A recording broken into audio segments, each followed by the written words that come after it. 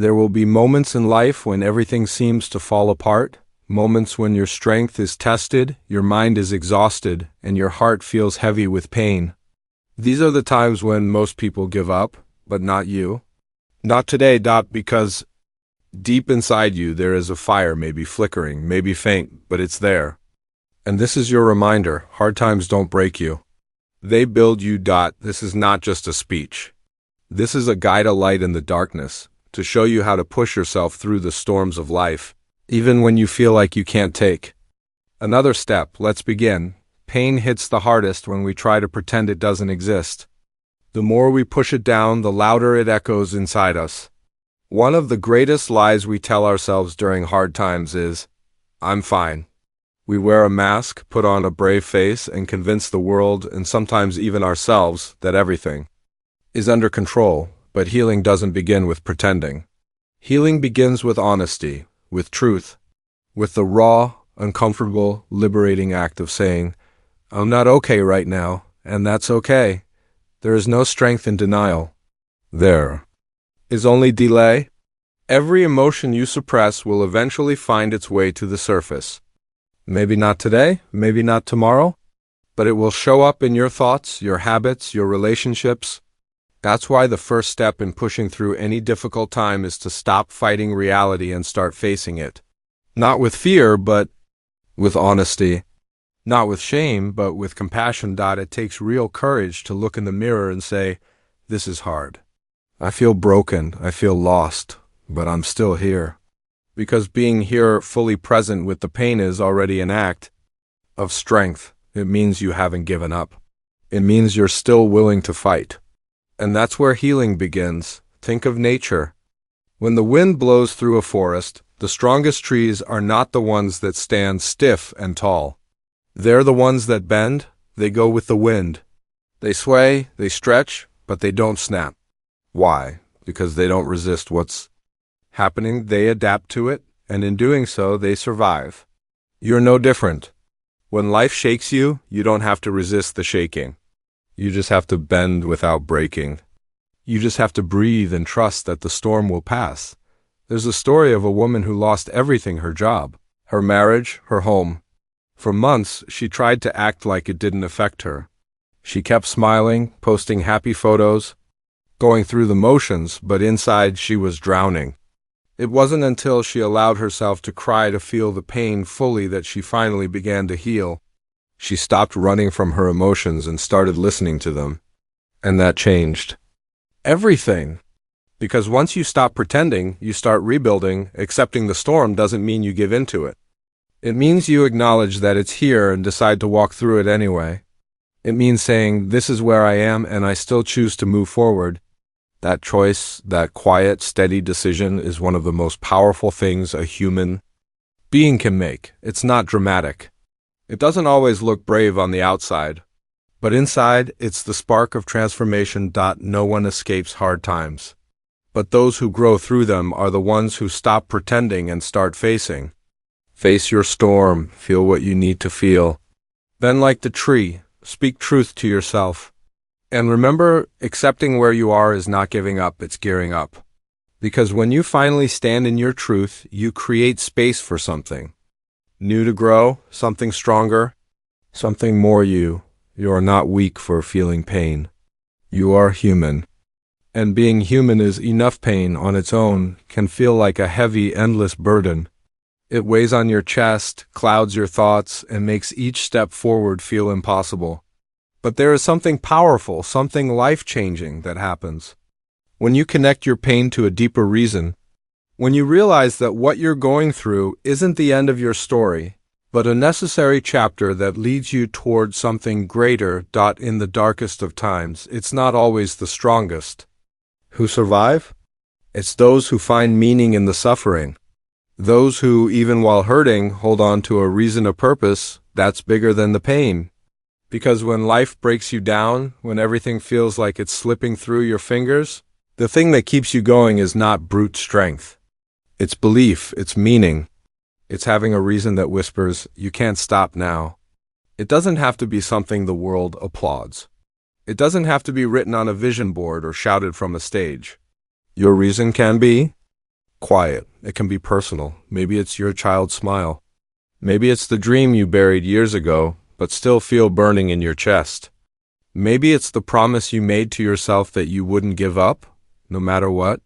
That reason is your anchor in the storm. When your why is clear, the how becomes bearable.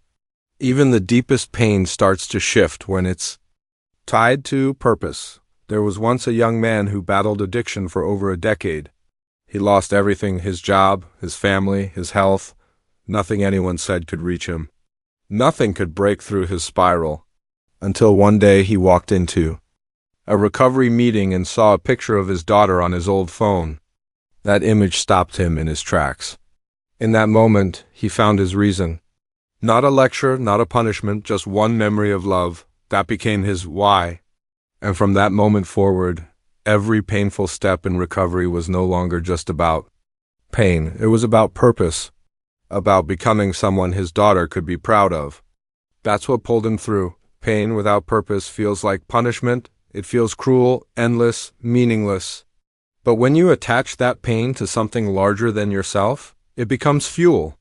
It becomes the thing that builds you, not the thing that breaks you. That shift in perspective doesn't eliminate the struggle, but it gives it meaning.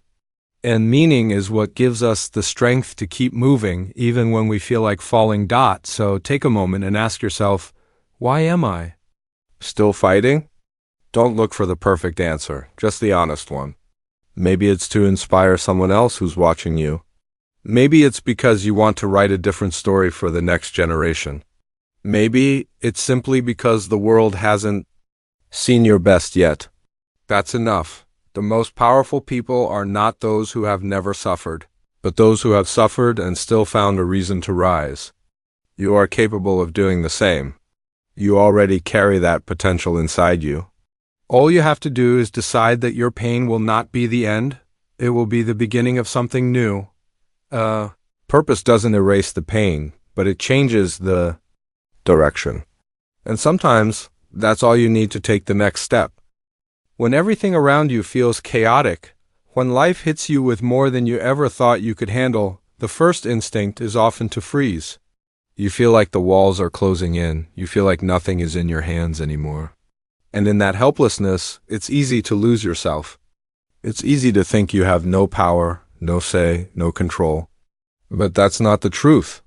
The truth is, even in your darkest moments, there is always something you can control. Something small, something quiet, but something powerful you can control. Your breath, that slow inhale, that long, steady exhale. You can ground yourself in your body, right here, right now. It may seem simple, too simple to matter, but it's not. That breath is your anchor. It reminds you that you're still here, still alive, still able to choose what comes next. You can control your routines. Not everything in your life, but the little things, the things that set the tone for your day. Make your bed, drink water, move your body. Put your phone down for a while. These acts may seem small, but they are not meaningless. They are acts of defiance against the chaos. Acts of strength in the face of uncertainty. You can control what you feed your mind. You can choose what voices you listen to, what thoughts you water, whether you drown yourself in negativity or surround yourself with words that uplift and guide you forward. There's power in choosing what fills your mental space. If your mind is a garden, what are you planting in it? Doubt? Fear? Or belief? And strength? There's a man who once lost his business, his home, and his confidence all in the span of a few months. Everything he'd built came crashing down. For weeks he stayed in bed, paralyzed by fear and shame. But one morning, he decided to do just one thing. He got up and shaved. That was it. Not because he had anywhere to go, but because he needed to feel human again.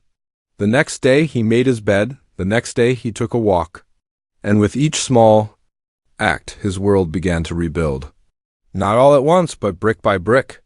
And that's how it happens. Not through grand transformations, but through quiet, steady effort. Real change doesn't happen because you force the whole world to shift. It happens because you take one step forward, then another, even if they're shaky, even if they're slow. The size of the step doesn't matter, only the direction. And the direction you choose is within your control. Sometimes we think we need motivation to take action. But most of the time, it's action that creates motivation. You may not feel ready to do something big, and that's okay. Do something small, stand up, stretch, open a window, wash your face. Eat something healthy. These aren't signs of weakness. They're signs that you're reclaiming your power. The world may not bend to your will. Circumstances may not change overnight. But your choices, your habits, your mindset, those are yours. And when you take control of what you can, you begin to shift everything. Not just your surroundings, but your sense of self, because at the end of the day, control isn't about controlling the storm. It's about finding peace inside yourself while the storm rages on.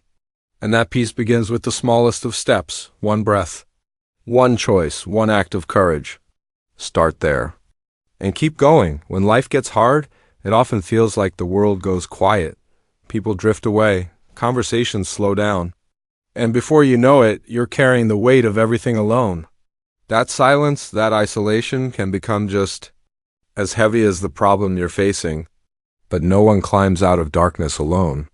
Not really. We all need someone who sees the strength we forget we have when the pain gets loud. There's something deeply human about wanting to be understood, about needing someone to say, "I see you, I know it's hard, but I believe in you." Those words may seem simple, but when spoken at the right moment, they can be life-saving. The truth is, we become like the people we spend time with. Their energy, their mindset, their beliefs, whether we realize it or not, begin to shape us. That's why who you surround yourself with during hard times matters more than ever. Find the people who remind you of your power, not your pain. The ones who don't just let you sit in your sorrow, but sit beside you long enough to help you. Stand again. Sometimes it's a friend, sometimes a mentor, sometimes a stranger's words on a podcast that speak directly to your soul. But those voices matter, because they become your mirror when you've forgotten who you are. Think about it. You've had moments in your life where someone's presence, even if silent, made things feel just a little more manageable. Maybe they didn't have the right words. Maybe they didn't fix anything, but they showed up. And sometimes that's all it takes. Someone who shows up, someone who stays, someone who doesn't try to rescue you but reminds you that you can. Rescue yourself. There's a powerful story about eagles. When a storm approaches, most birds fly away or seek shelter. But not the eagle. The eagle flies directly into the storm. It doesn't run from it. It doesn't hide. It uses the wind, the very thing that threatens to break it, to rise higher, to soar above it. That's what the right people do for you. They don't tell you to avoid the storm. They don't pretend the storm isn't real. They remind you that you're built to rise through it. That the pressure you're facing isn't proof you're breaking, it's proof you're about to ascend. There was once a young woman who hit rock bottom after losing her job and facing betrayal from someone she trusted deeply. For weeks, she withdrew from everyone. She stopped answering calls. She stopped showing up to the life she once lived. But one friend kept showing up. She would leave notes on the door. Small reminders. You're not alone. You're stronger. Then this moment, I believe in you. At first they felt like nothing. But one day, one note hit differently. And she got up. She didn't fix everything that day, but she made one good decision and then another. That friend didn't solve her problems, but she reminded her of her worth. And that reminder changed everything. The people you allow into your space during difficult seasons either drain your energy or fuel your growth. Choose wisely. You don't need a crowd. You need a few voices, honest, kind, grounded voices that remind you you're capable. Voices that won't let you settle for just surviving, but push you to keep growing, keep rising, and keep believing in yourself even when everything else feels broken. Sometimes, healing doesn't come from fixing the broken pieces alone. Sometimes it begins with someone whispering, "You're still an eagle, now spread your wings." There's a voice that follows you everywhere. It's not the voice of your parents, your friends, or even your critics, it's your own. The words you whisper to yourself when no one's watching. Those are the ones that shape your world. In the quiet moments when the lights are out and the weight of the day presses heavy on your chest, that inner dialogue becomes everything, and yet, so often, that voice isn't kind. It isn't gentle, it isn't forgiving. It becomes a mirror of every fear, every failure, every wound you've ever carried. We speak to ourselves in ways we would never speak to someone we love. When a friend is struggling, we comfort them. When a child falls, we encourage them. But when it's us, when we're the ones in pain, we judge, we shame, we criticize. We replay every mistake, magnify every flaw, and convince ourselves that we're not enough. That we're weak for feeling overwhelmed. That we're broken because we're tired. But being tired doesn't make you broken. It makes you human. Feeling. Pain doesn't mean you're weak. It means you're alive. And if you're breathing, there's still time to change the way you speak to yourself. Because the words you feed your soul either nourish you or starve you. They either build you up or tear you down. That's how powerful they are. Imagine for a moment that your inner voice was someone you cared about deeply. Someone you were responsible for. How would you speak to them when they were hurting? Would you call them a failure? Would you tell them they weren't trying hard enough? Or would you hold them, remind them of how far they've come, and whisper, "I know this is hard, but you're doing better than you think"? That's how you deserve to speak to yourself. There's a young man who struggled with anxiety for years. Every time he felt panic rise in his chest, his inner voice would lash out, "Why can't you control this? What's wrong with you?" It only made things worse. Until one day during a breakdown, he caught his reflection in the mirror, and for the first time, he didn't see a weak man. He saw a man who had been trying every day to hold it together. A man who showed up even when it hurt. From that moment on, he changed. The way he spoke to himself. And that shift didn't erase the anxiety, but it gave him the strength to face it. Without shame. Speak to yourself with compassion. Tell yourself, "I'm proud of you for not giving up." Tell yourself, "You've survived everything life has thrown at you so far," because it's true.